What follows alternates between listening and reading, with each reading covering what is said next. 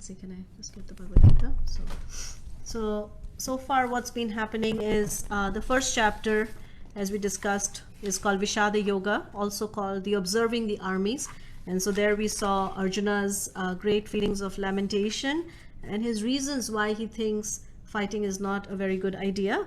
And then from second chapter onwards, Krishna starts speaking, and he speaks about the soul. So initially, of course, he tells Arjuna that it doesn't behoove him to have these feelings of lamentation.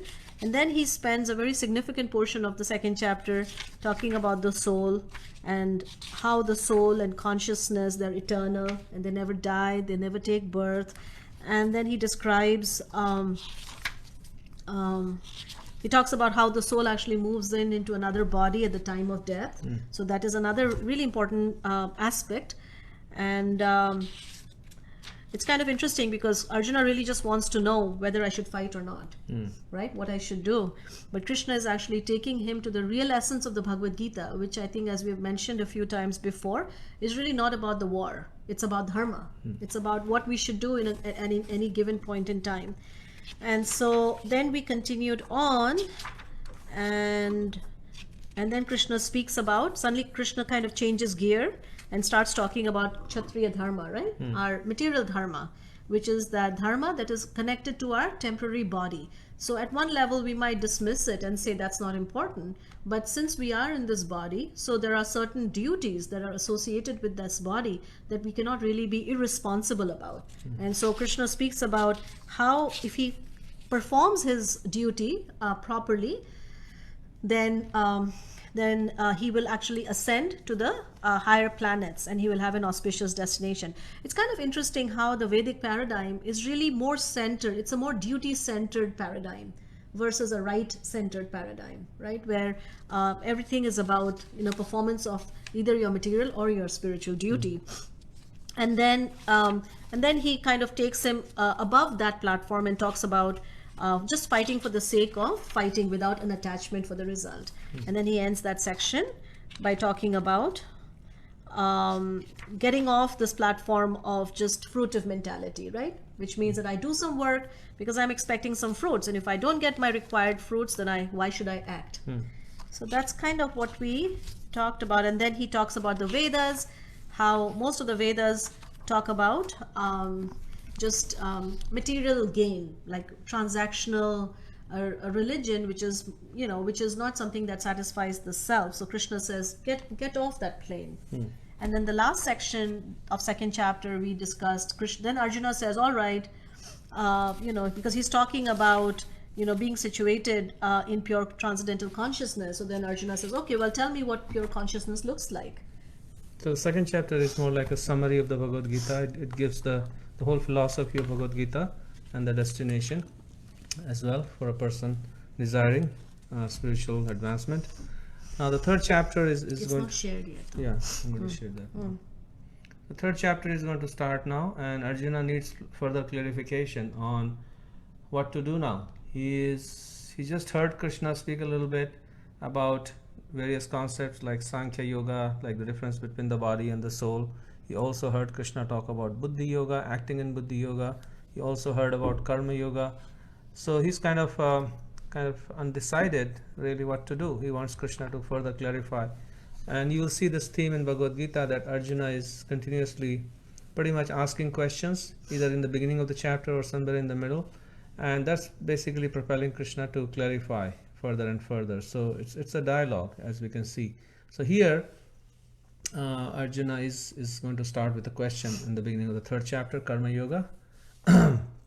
Arjuna said, O Janardana, O Keshava, why do you want to engage me in this ghastly warfare, if you think that intelligence is better than fruitive work?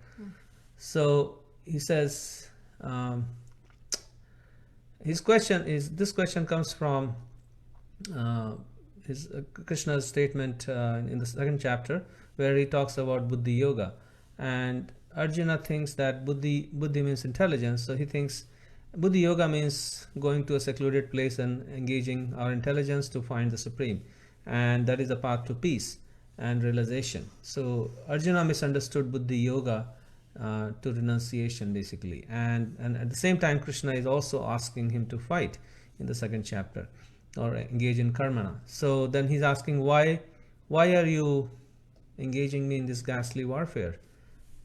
So he's seeing a contradiction in Krishna's statement. Right. He's thinking that on the one hand, you're telling me to use my intelligence to understand the absolute truth. And then on the other hand, you're asking me to fight. And he's thinking that the two are actually mutually exclusive. So we'll talk more about this. So he's confused about his duty. My intelligence is bewildered by your equivocal instructions. Therefore, please tell me decisively which will be most beneficial for me. Text 3.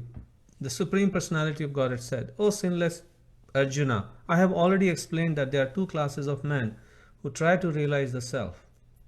Some are inclined to understand it by empirical, philosophical speculation, and others by devotional service. So, Jnana Yoga, Krishna describes that as philosophical, empirical speculation. Jnana Yogena Sankhyanam. And then Karma Yogena Yogina, he means by engaging our work with the Supreme, that is the working in devotional service. So again, two ways of approaching the same absolute truth. Yeah. Either using the intelligence or through practical service, practical devotional service. And so Krishna is saying that, there is no confusion because there are actually two ways. So then the next verse is not, and then Krishna gives his own, following, we'll see what Krishna is saying about, which process is better, right? So he's saying, not by merely abstaining from work can one achieve freedom from reaction, nor by renunciation alone can one attain perfection. So this was Arjuna's fear that he will get sinful reaction, and he wanted to, in his heart, he wants to basically not perform any action. He wants to go to the forest. So that's what Krishna is clarifying, that by abstaining from work, you're not going to get free from reaction, if that's your desire. And neither by renunciation, which Arjuna again is desiring, alone can one attain perfection. So renunciation is not sufficient for attaining perfection. Because Arjuna at one point he says, it's better for me to just go off into the forest, right? And just live as a beggar. So Krishna is saying, it's not going to help you, and then we'll find out why. Because in the following verses, in the next verse actually, he's speaking about it. He says, everyone is forced to act helplessly according to the qualities he has acquired from the modes of material nature. Therefore, no one can refrain from doing something, not even for a moment. So he's describing that there are two reasons why one cannot stay inactive. One is that the soul itself is active. Soul is full of activity, soul is full of desire.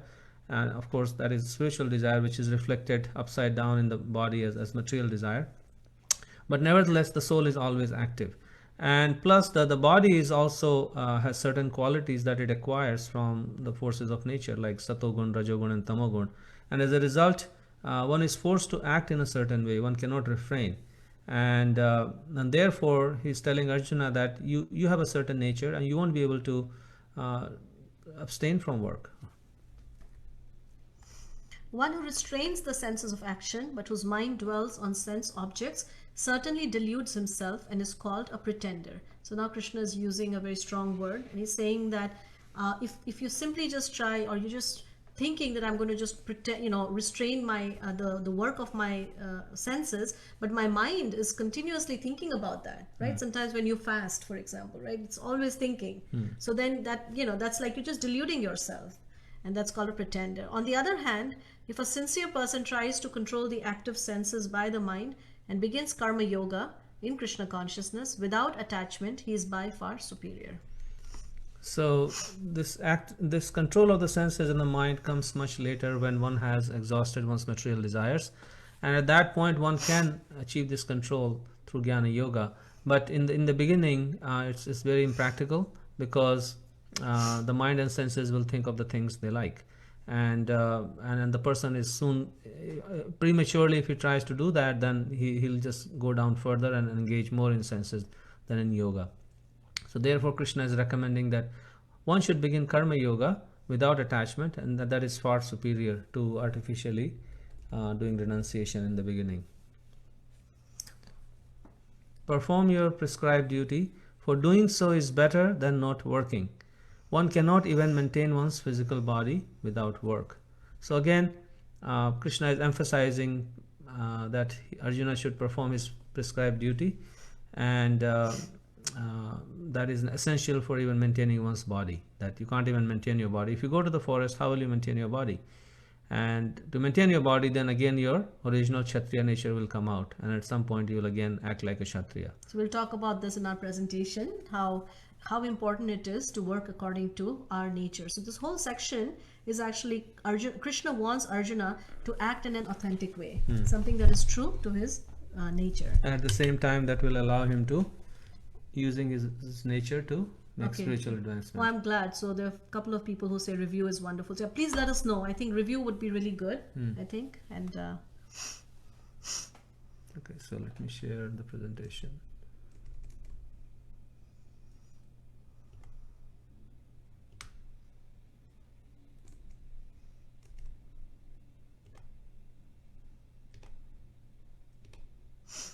So again, the acronym for this chapter 3 has 4 sections, and the first section is 1 through 8 that we read today, and the acronym for the whole chapter is TREE, tree. And the first section is about Tyaga, which means renunciation, the debate about renunciation, when one should renounce, whether one should renounce. That's the debate here that's going on, and that's what we'll discuss today. so this is Arjuna's conflict.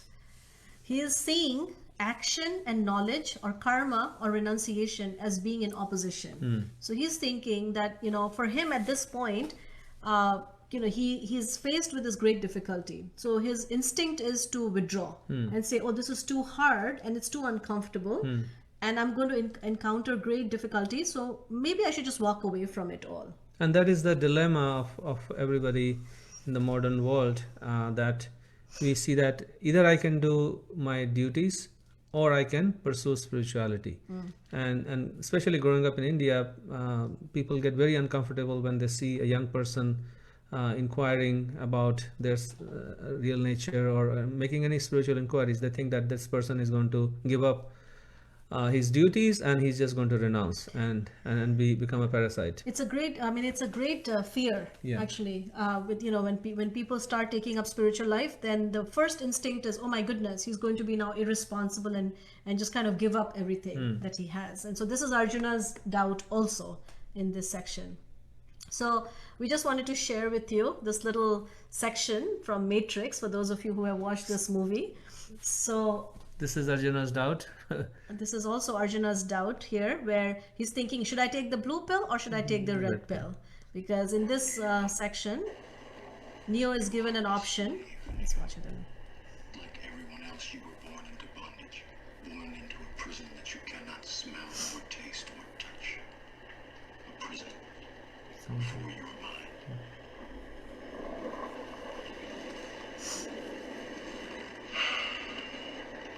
Unfortunately, no one can be told what the Matrix is. You have to see it for yourself.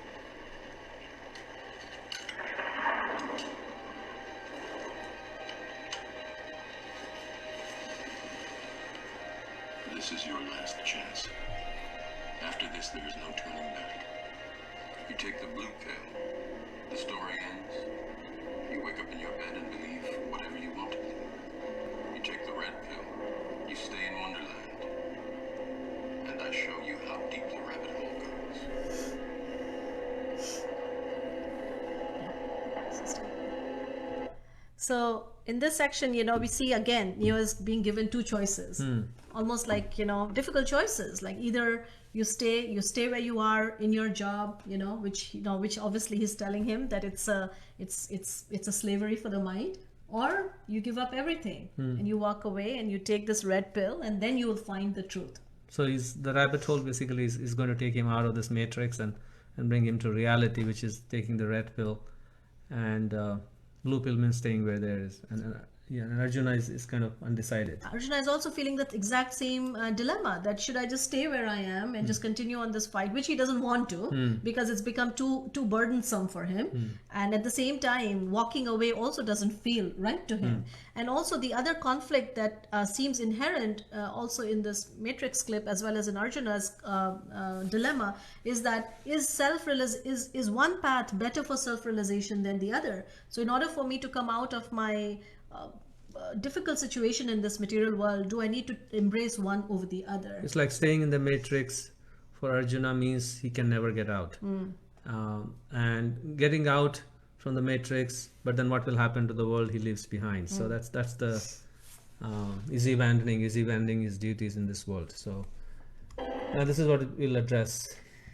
So here is another allegory, the Plato's cave. Okay, so we'll address Anshul. We'll address that in a little bit. So Plato, he talks about this cave where there are people who are chained in a dark cave, and there's a fire that's burning behind them, and there is life going on outside the cave. But these people in the cave don't really know what's really happening outside. Should I play it? Or? Should we play it? I think we can just talk about it. Or should we? Maybe a little bit. And so. Prisoners have been confined in a cavern since birth, with no knowledge of the outside world. They are chained facing a wall, unable to turn their heads, while a fire behind them gives off a faint light. Occasionally, people pass by the fire, carrying figures of animals and other objects that cast shadows on the wall. The prisoners name and classify these illusions, believing they're perceiving actual entities. Suddenly, one prisoner is freed and brought outside for the first time. The sunlight hurts his eyes, and he finds the new environment disorienting. When told that the things around him are real, while the shadows were mere reflections, he cannot believe it. The shadows appeared much clearer to him, but gradually his eyes adjust until he can look at reflections in the water, at objects directly, and finally at the sun, whose light is the ultimate source of everything he has seen. The prisoner returns to the cave to share his discovery, but he is no longer used to the darkness and has a hard time seeing the shadows on the wall. The other prisoners think the journey has made him stupid and blind, and violently resist. And so we see how, in this case, he steps out of that cave and he finds a real world, and he comes back and he tells these people and tells them that reality lies outside of this cave, and so if you really want to experience reality, then you have to leave this cave. And again, this is a dilemma that we have as well, that we do understand that this world of matter is not really our home, and it's a reflection like we talked about. But then what do you do with this reflection? Do you is our only solution to walk away from this reflection? Or is And then will that also guarantee that we'll see the light? In this case, he walked out of the cave and saw the light, but in real world, this matrix we are in, there's no guarantee that if we just walk away from our cave, then we'll see the light. And how do we walk away from that cave? Yeah. When you're surrounded by that, our mind, our bodies, everything is made up of that same illusory energy, right? So what is the way? I mean, we do want to walk out of the cave, but what is the way out of that cave? And so, just a simple walking away, as Arjuna is proposing, is not the solution, because wherever he goes, he's going to find that same illusory energy. Same cave. And that same matrix, like you were saying, it's everywhere. So where can you escape from this? And is there a way out in a way that is more practical? And then can you stay in the cave and still see the light actually? Yeah, can the cave become... Yeah, the light. Yeah. any attempts. So this is a dilemma of Arjuna, why fight? And this is a dilemma of a modern man, why work? This is shown that very few people actually are satisfied in what they're doing. Gallup did a poll, and 25 million people over 2 decades in 189 countries, and they found that only 13% of workers, they feel engaged. They don't feel that they are doing the right thing, or they are in the wrong place. So 90% of adults, they spend their half their waking lives doing things they would rather not be doing at places they'd rather not be. And this is precisely where Arjuna is. And it's kind of like the daily grind, right? That, you know, we go through life feeling like, you know, why am I doing this again? And then, you know, and for how long do I need to stay with this? So what's going on here? That it seems that work is our nature, and yet we struggle with it. And we so let's continue on. So the thing is that Arjuna wants to walk away, and Krishna is telling him no, because you're born with a certain nature. So you're walking away. You cannot really repress that nature. You have to work according to it. So this is a little fable where it talks about this fox. This fox is sort of wandering around, and then all of a sudden he sees a washerman, and that washerman, he has a big tub with this blue liquid in it, and so he falls in that blue liquid, and when he does, his entire skin gets colored, right? So then he goes off into the jungle, and all the animals think, oh my goodness, there is this great new animal that's come, and he's going to be our new king. And so they're really, really happy to receive. And then this fox thinks, oh my goodness, you know, I can just live with this new identity, right? And just pretend to be this new animal who's just really exotic and be this king.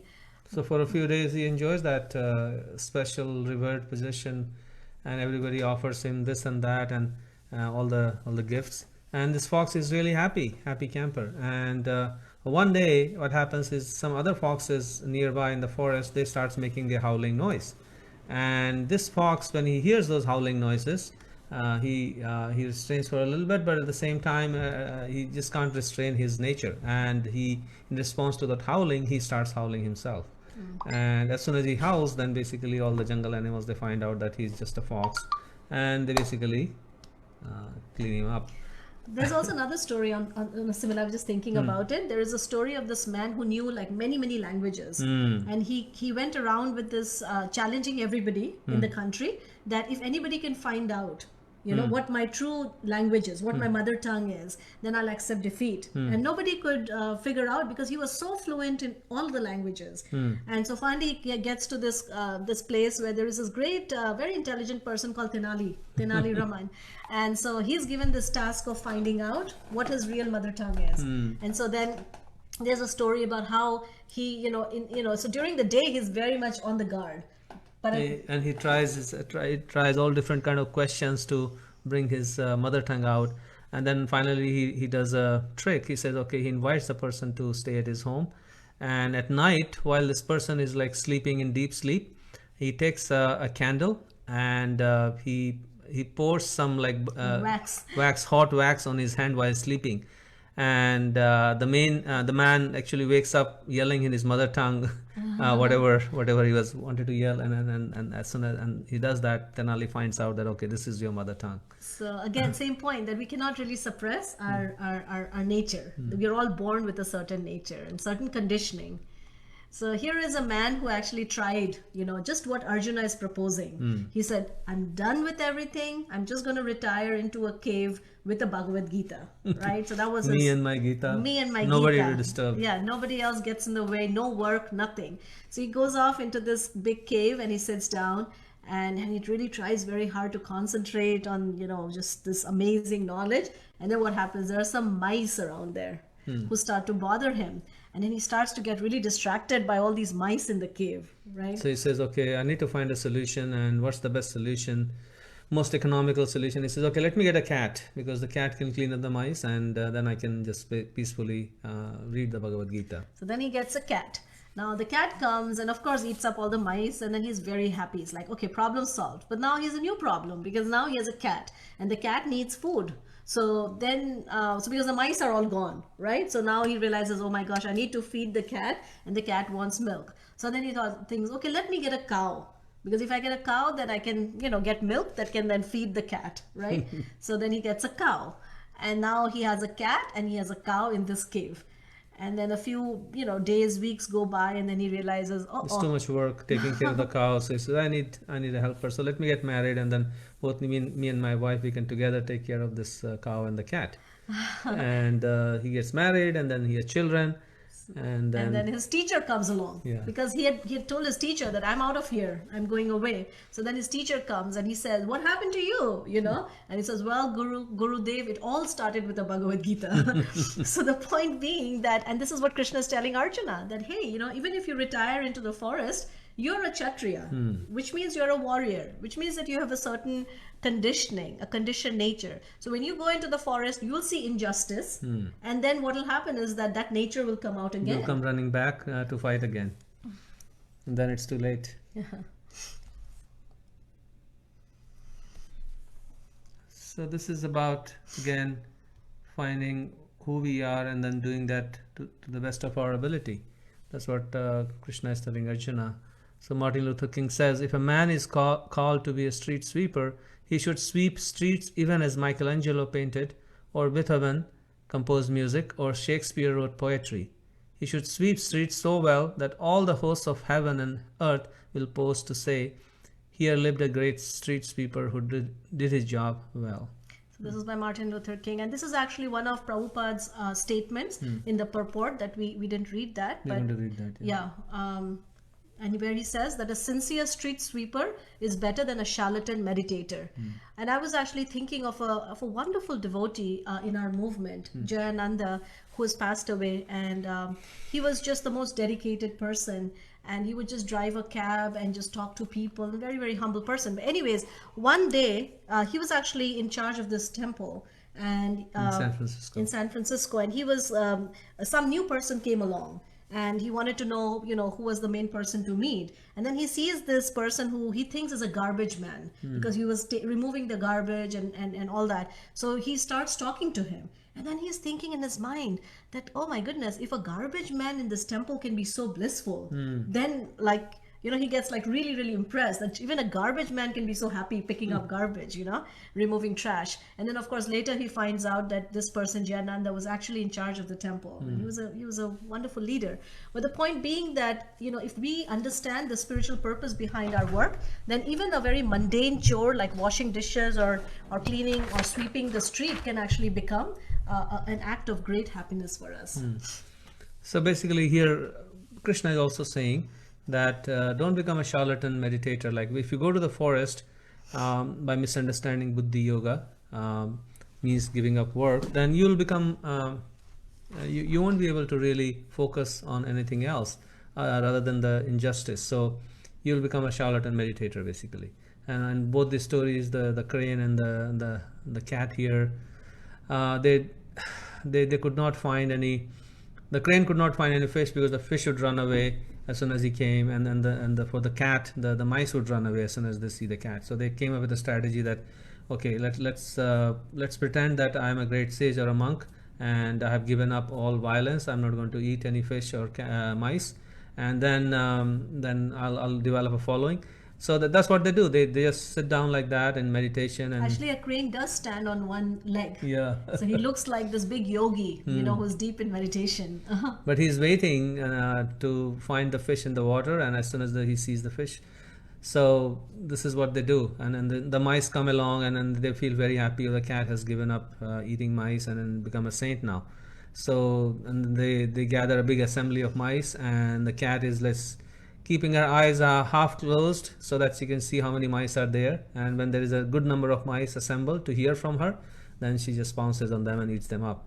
So this is So the you know, the Bhakti text really talk a lot about, you know, just being sincere, being authentic, not pretending, you know, and in that way one can. So this is a, you know, very interesting river that we have, you know, studied for such a long time, and only through this video we actually saw it in reality. We talk about this kind of artificial renunciation is called Falgu renunciation. Falgu Vairagya. So the reason why it's called Falgu renunciation is because there's a river called Falgu, and in that river, when you go there, the bed is completely dry. So it's like you can people walk on it, you can do everything on it, and it's like solid land. yeah, so you would think, oh, such a renounced, like this, it's completely dry, there's no water here, right? So same way, No like desires. no desires. Like you can see somebody who's, you know, who's like really austere looking, and you know, you look at them and you go, my goodness, no desires. But underneath that there are strong currents. So like, you know, in this video you'll see that it's completely dry,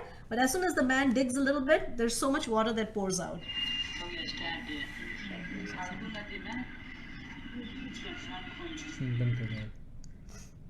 So you can see that he's, I'm just going to fast forward a little bit.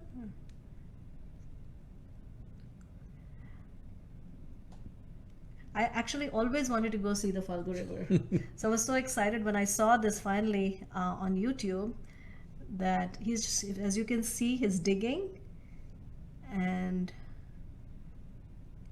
it doesn't have to dig very deep, no, probably less than a feet, maybe 6-8 inches.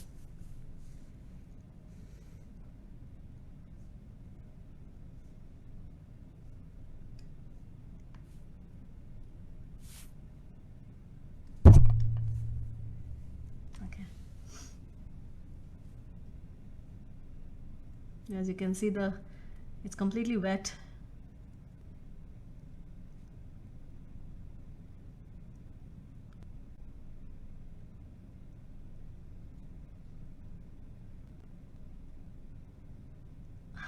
There's water.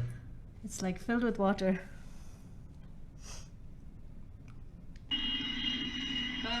इतना कम में पानी आ गया. So he's saying that the water just came out with so little digging. So this is what Krishna is saying in the 7th and 8th verses, that don't be a don't make your vairagya or renunciation this false renunciation. Let it come naturally when you execute your duties in your situation, and then a natural renunciation will come from purification, and that is much better than premature artificial renunciation.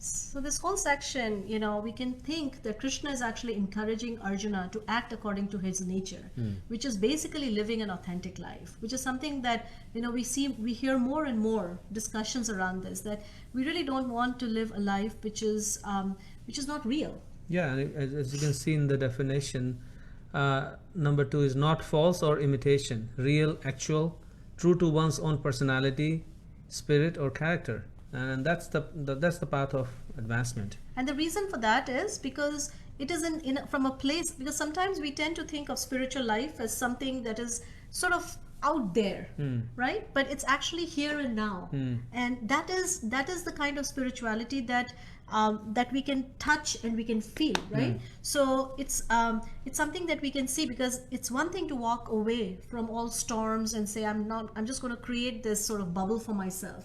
But the whole purpose of Bhagavad Gita, it's interesting, sometimes people get confused. Why would it be spoken on a battlefield? It's so that a person who can stand on a battlefield and actually stay happy and stay spiritual is something that is like Jesus also spoke about it, not being in the world but of not being in the world but of the world. No, being in the world but not of the world. I'm sorry. In the world but not of the world. Yeah. And so this allows, being authentic allows every person, no matter who they are, no matter what socio-economic situation they are in, it allows everybody to be authentic and pursue spirituality. That one doesn't have to be give up or be something else to pursue spirituality, because then it is not true spirituality. We have to be in our own shoes. Because to walk. Prabhupada, one of his lectures, he talks about how even if we say that everything is a big zero, right? So it's like, what do you do with all those zeros? So if you put a 1 in front of the 0, then it starts to have value. And that brings out this debate about, like Prabhupada, one of the verses that talks about initially, this debate between, or this conflict between reason and faith. Aren't we supposed to read this? This one first? Yeah, let's read this. And then Okay, so we'll read this statement, Prabhupada's purport. There are many pseudo-meditators. This is from the purport to the 8th verse of this chapter. There are many pseudo-meditators who misrepresent themselves as belonging to high parentage, and great professional men who falsely pose that they have sacrificed everything for the sake of advancement in spiritual life. Lord Krishna did not want Arjuna to become a pretender. Rather, the Lord desired that Arjuna perform his prescribed duties as set forth for Kshatriyas, or which means ruling class. Arjuna was a householder and a military general, and therefore it was better for him to remain as such and perform his religious duties as prescribed for the householder Kshatriya. Such activities gradually cleanse the heart of a mundane man and free him from material contamination. So-called renunciation for the purpose of maintenance is never approved by the Lord nor by any religious scripture. After all, one has to maintain one's body and soul together by some work. Work should not be given up capriciously without purification of materialistic propensities. So this is the key word, that work should not be given up capriciously without the purification of materialistic propensities. Anyone who is in the material world is certainly possessed of the impure propensity for lording it over material nature, or in other words, for sense gratification. Such polluted propensities have to be cleared. Without doing so through prescribed duties, one should never attempt to become a so-called transcendentalist, renouncing work and living at the cost of others.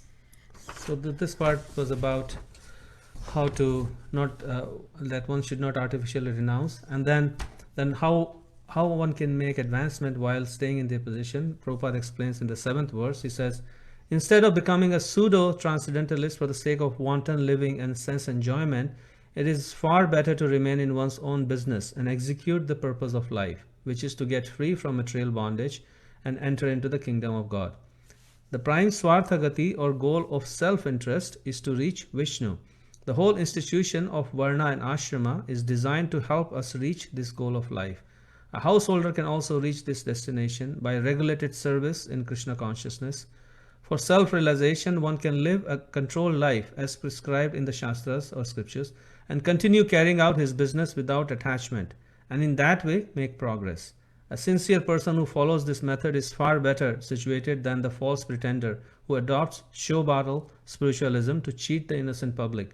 A sincere sweeper in the street is far better than the charlatan meditator who meditates only for the sake of making a living. So the important point here is, in I guess in India especially, but I'm sure it's true all over the world, that there are plenty of people who take innocent people on a ride in the name of spirituality, right? So it has become a big business where people maintain themselves and maintain a very opulent lifestyle at the expense of innocent public who don't really understand what is real and what is not real. So in this section, Prabhupada is really emphasizing that it is better to stay as a humble, simple person executing one's spiritual practices rather than to give everything up and become a show bottle spiritualist. Let's get this one, I think. Yeah, okay, yeah, let's skip this. So I think that this is another point that is comes out. That comes out is this discussion about this connection between faith and reason, or religion and spirituality. And in the 2nd verse, Krishna and Prabhupada, they make this point that religion without philosophy is just A sentiment. sentiment, and philosophy without religion is just mental speculation. In fact, he takes it one step further. He says religion without philosophy is sentiment, and at worst, it can become fanaticism. And philosophy without religion is just mental speculation. So, it's an interesting thing, because again, another conflict that we see in the world a lot is faith and reason. And people think of the two as being sort of in opposition to each other. Or they can never be combined. They can never be Come combined. together. So, here we see that actually the two are connected and they have a very synergistic relationship. So an example of religion without philosophy would be this story of this man who used to go and conduct weddings. And he would go and, he had a student who was also learning what are the proper rituals for conducting a wedding. So one time he goes to conduct a wedding and there's a cat who's running around and causing a lot of mischief. So this priest, he says, okay, do you guys have any basket in your house? So they say, yeah. So they get a basket, and then this priest actually puts the cat in the basket. It's a black cat. It's a black cat that's running. And so he gets a basket and he puts the black cat in the basket. And then the wedding continues on. So now the student who's watching this whole process, he's taking notes. So he says, oh, in order to conduct a wedding, one has to get a black cat and put him in a basket. So the next time he goes to conduct a wedding, then he says, make sure that you have a black cat. Bring a black cat, bring a basket. And I'm going to put the black cat in the basket, and then the wedding will actually happen properly. Right. So that's like sentimentality, because there's no basis, there's no reason. It's just sentiment, or some kind of attachment to some family tradition or rituals. So that's religion without philosophy. And so that's dangerous, and you can see in the world today and the danger of that. And the reverse is philosophy without religion is just pure mental speculation, and that also doesn't lead anywhere, because you can keep on speculating without any faith or purpose, and it just leaves people to high and dry. Actually, skepticism has also become a form of religion. Yeah. Right? People just remain eternal skeptics. That okay, maybe this, maybe that. How do we find out? How do we find out? So just like there is blind faith, there can also be blind doubt. Yeah. So there are two things which we which doesn't really take us anywhere. So this is again a funny story. Like there were two very intelligent people who were sitting under a tree to take some rest after their journey, and then suddenly a fruit fell. I mean, here in this picture, too many fruits are falling, but the one fruit fell from the tree, and it landed on their head, and they started to debate. And at the same time, a bird also flew from the tree, from the branch of the tree, when the fruit fell. So they were debating. One person was saying, well, the bird flew and it shook the tree, and that's why the fruit fell. And the other person was saying, no, the tree, the fruit fell, and that like startled the bird, and then the bird flew. So they were debating, and they were never able to reach a conclusion. And then the simple villager, who was just a simple villager, passing by, and he saw the fruit, and he saw two guys really heated debate. So he just took advantage of the situation, picked up the fruit, and happily munching away, he walked away. And while these two people kept on debating. There's another story, which is also really funny, which is about these two men who are on a boat, and they're kind of arguing. They're playing. They have a piece of paper, and they're playing, I think, scissor rock. And so, what is it? Scissor rock, right? Yeah. So the paper. So they say, well, yeah, paper, scissor rock. So the paper is torn. So one of the guys says, the paper was actually torn by a rock. And the other one says, no, it was torn by a scissor. And the other one says, no, it was torn by a rock. And so they keep going back and forth, back and forth. Finally, this one guy is really angry, and he pushes this other guy in the water.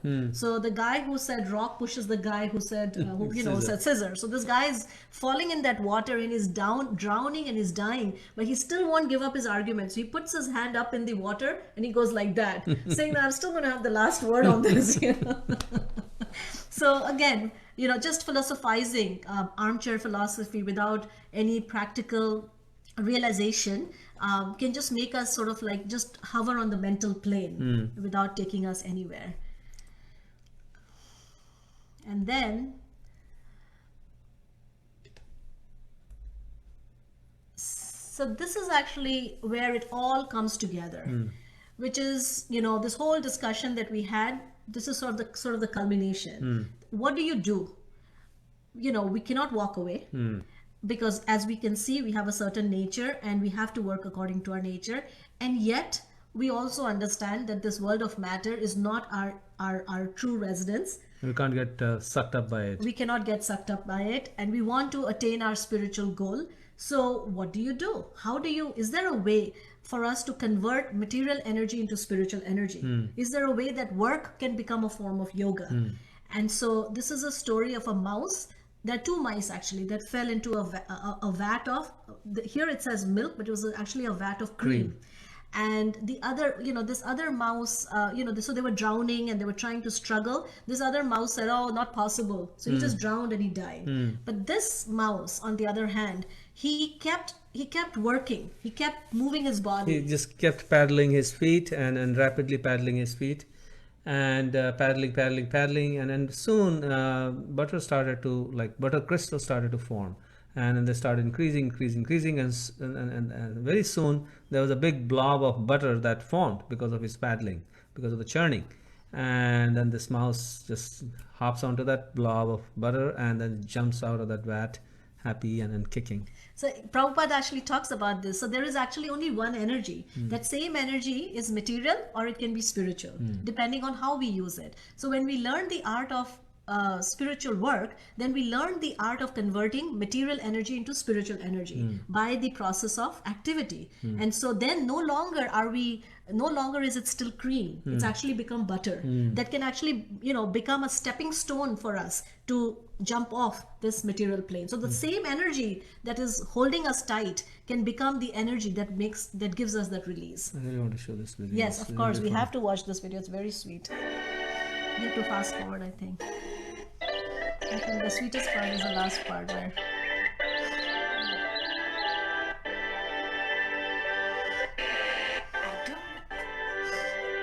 A caged mouse found in a bowl. His milk swam back and forth, could not escape. The milk was liquid, drowning was her fate. All frantic motion, where will she be safe? She's paddling here and there, she keeps her faith.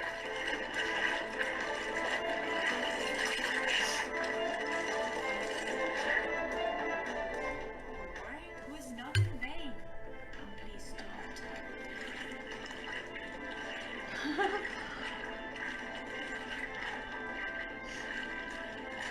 She swam so long that milk turned into butter.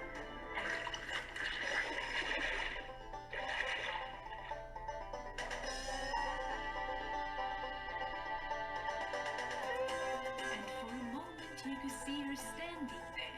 That's so cute. Wait, puts on there. Went off and ran into the lake.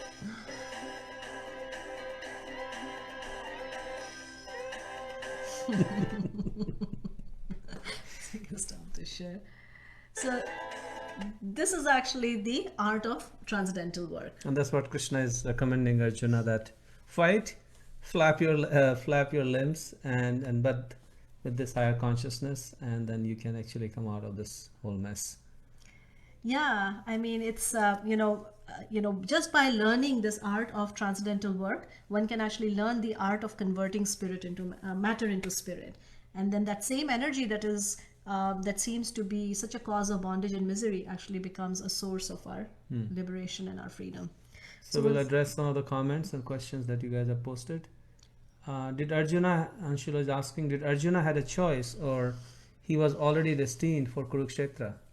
Well, the destiny is there, but destiny is just a set of choices that a person will take. And Arjuna also, he could have chosen. He could have chosen to fight, or he could have chosen to walk away from it.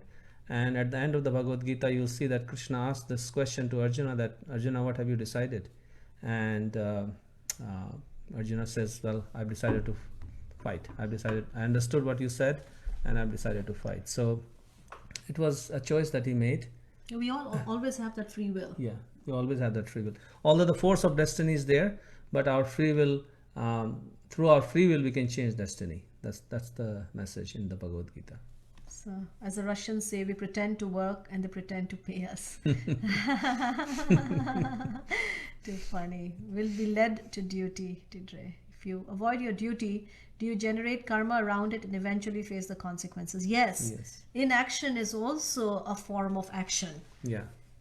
Because just That by is also a choice. that's also a choice, and that's whether you act or you don't act, and that is actually precisely the point that Krishna is telling Arjuna, that you're going away is not going to take care of your karma. Because that inaction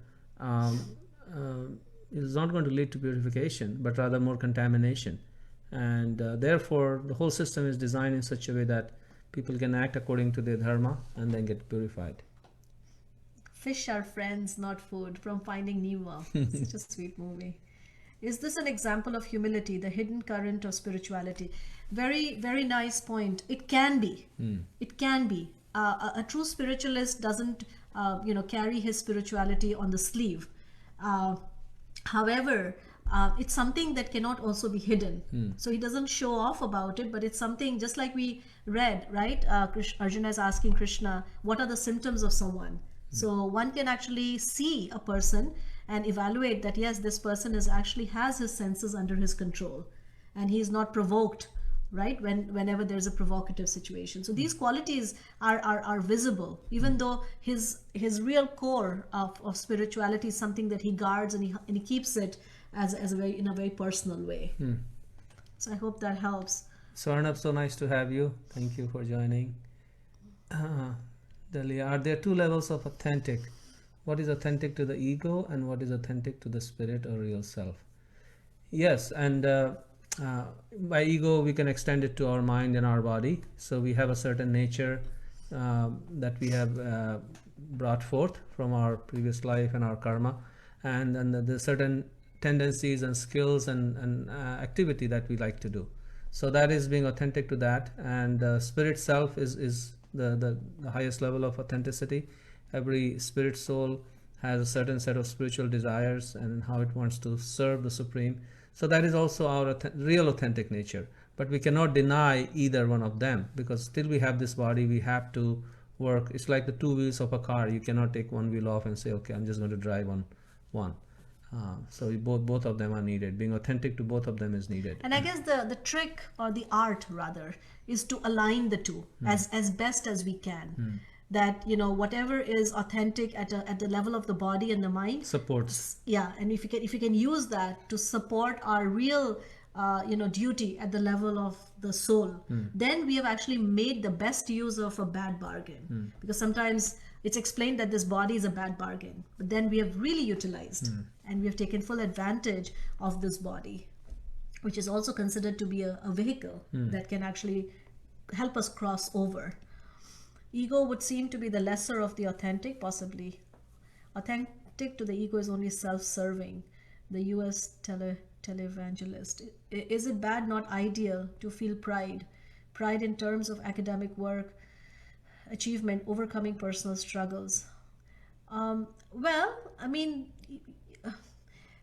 it depends on what we mean by pride, you know. We will obviously feel good about the fact that we are performing our work, but then we understand that the source of that strength, that source of that, our ability to overcome struggles or the academic work or achievement, is actually coming from that supreme source. So we don't necessarily, we see ourselves as an instrument, and we feel happy that we are able to, be used in this way. But we don't necessarily, feel proud over our borrowed plumes. Yeah. Right? Because it happens to Arjuna that he was such a great warrior, but after Krishna leaves, then Arjuna is not able to even defend himself against a small band of thugs. And he expresses that now Krishna is gone, he's withdrawn that power, and I can't do anything now. I'm powerless. So our power can be taken away at any moment. And we are proud in our in one sense our insignificance, that we are dependent on Krishna at any point. And also knowing that all our abilities, right, our ability to do anything is something that's given to us, and it can be taken away. Yeah. So being so grateful and not taking all those abilities for granted allows us to become greatly empowered, to be used in ways that we cannot even imagine. So we have an opportunity to connect with even greater potential.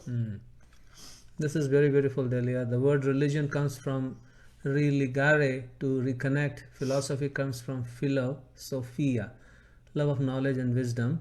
Philosophy with religion is wise connection. Beautiful. So nice. That's beautiful. So wonderful. Deidre, it's nice. Arguments are moot points. I have to get going. We'll miss you, Joe. Take care. Good night, everyone. Love that story. Is transcendental work karma yoga? Yes. Yeah, and this theme is going to spiral through the Bhagavad Gita. So this is not the first time and last time this theme of karma yoga. Chapter 5, Krishna is going to talk again a lot about this karma yoga, how to turn work into worship, and this theme will continue throughout Bhagavad Gita. From different angles. So Anshul has two questions. What is the difference between stubborn work and work without fruit of desire?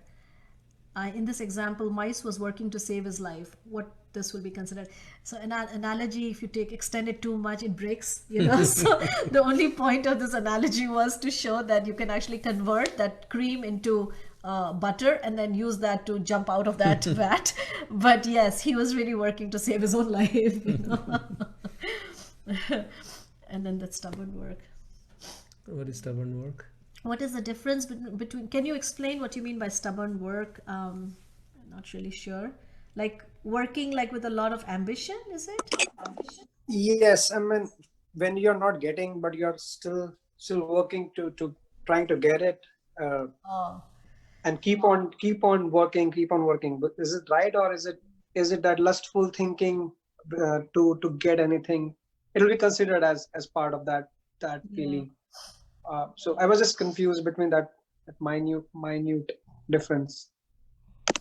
Yeah, I mean it depends from situation to situation. We have a certain goal in different aspects of our life, and then we do our best.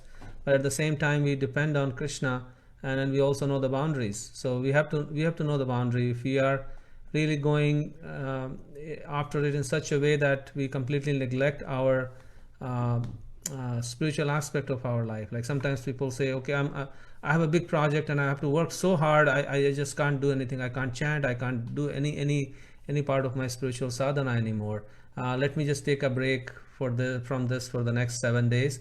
And then once I accomplish this, and people have these ambitions like, oh, let me earn a lot of money for the next 2 years. And then once I have a lot of money, then I will just focus on my spiritual life. actually, we knew a person like that. Every time we would meet him, and we'd say, "Oh, where have you been?" I was like, "Oh, I'm so busy. I really need to earn $1 million, and then I'm going to retire and then dedicate my life to spirituality." Well, we haven't seen him since, Yeah, So that doesn't happen. So doesn't happen. that stubborn work, we have to be stubborn about our spiritual practices first, and then under that criteria, then we do whatever we need to do, and then know the boundaries. Kirti, okay, I'm just going to come back to Kirti's because you can answer that. Is working without having a materialistic expectation from the outcome important to our spiritual growth? Yes. I mean, yes, we work from a deeper place of spiritual motivation, and then there will be some fruits that will come out of that work, and then we learn how to use those fruits for the satisfaction of the Supreme, as in the form of yajna, and that which will benefit everyone else in the world as well. So in that way, So the fruits have to be connected to sacrifice, and that's the next section of this chapter is sacrifice, or making that. How do we connect? How do we connect that work into the results of the work into worship? yeah. So they have to go hand in hand together. So that's coming up tomorrow. Yeah. And then Kirti also has something. Being genuine at our workplace may not always work, and people don't even like that. Should we still continue to be genuine, or is it okay to change based on situation? Well, you can. I mean, at workplace, you can do some amount of diplomacy to maintain your situation, but being always genuine inside, genuine to your nature, genuine to your spiritual cause, genuine to being a good human. I mean, those things we should never change. And some adjustment can be made depending on, but never to harm anybody, never to get extra for ourselves and things like that. We don't want to do that. As we continue on in our spiritual journey, then we are able to see the difference between doing the needful. Yeah. Being spiritual also doesn't mean that we become impractical, right? So we have to sometimes act in the world in a way that is required, but always knowing our center point.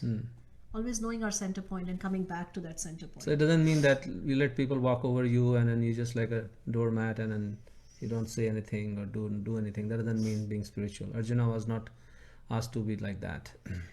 This chapter comes after the talk about fruitive work. The point is doing your duty because it is your duty, not because you're trying to get something out of it. Exactly. Yeah. Delia. Absolutely right. That, our own sense of happiness and our own sense of validation, we're actually receiving it. And then when we come to our work, we are actually full. So we can offer ourselves to the work without being attached in any way, and at the same time being able to receive those fruits and use it in a way that is pleasing to the Supreme Lord as well as for the welfare of the whole world. And that is actually the process of karma yoga. So on that note, It's what we do with the butter, make ghee. Yes. Loka loves ghee. But I don't get any. I think you work and you get fruits. You don't work so that you get fruits. I love that. Ghee being the spiritual level, the golden. Yeah. Yes, absolutely. So thank you all. You guys are just unbelievable.